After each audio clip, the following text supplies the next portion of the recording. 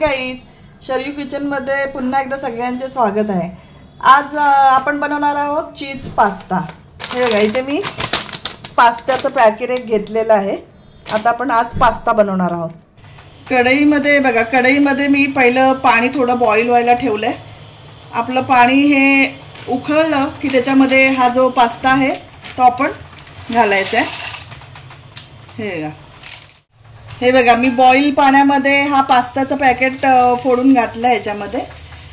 आता याच्यामध्ये ना आपण थोडंसं एक बूंद आहे ना तेल टाकायचं आहे, म्हणजे कसं पास्ता असा छानपैकी सुट्टा होतो, तो असं चिटकत नाही एकमेकांना।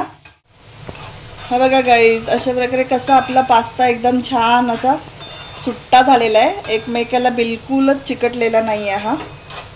हा बघा किती छानपैकी असा।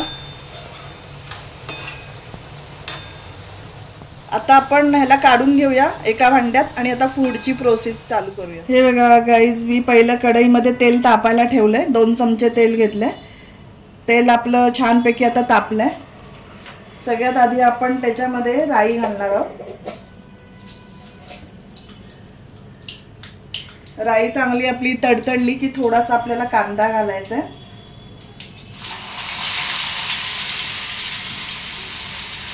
बारीक चिरून एक मी कांदा घेतलाय। राई नंतर कांदा त्याच्यामध्ये ऍड करायचा आहे। नंतर थोडासा बारीक चिरून घेतलेला टोमॅटो घालायचा आहे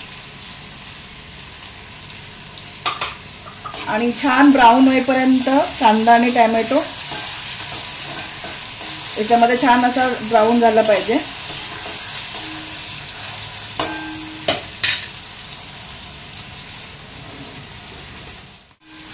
हा बघा, छान असा आपला कांदा टोमॅटो ब्राऊन झालाय। आता मी याच्यामध्ये थोडंसं लाल मिरची पावडर टाकणार आहे।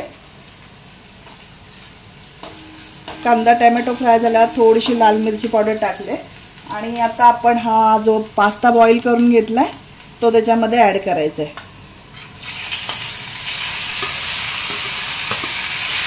आणि छान खालून वर असं छानपैकी हे ढवळायचं आहे।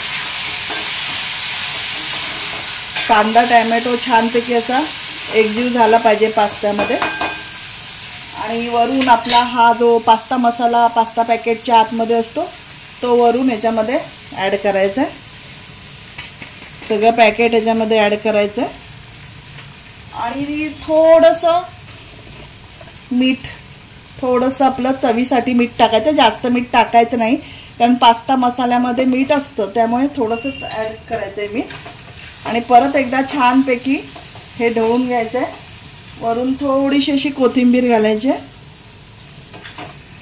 आणि 2 मिनिटासाठी याला चांगलं छानपैकी असं झाकण मारून ठेवायचंय, म्हणजे कसा सगळा मसाल्याचा वास असा सगळ्या पास्त्याला छान लागतो।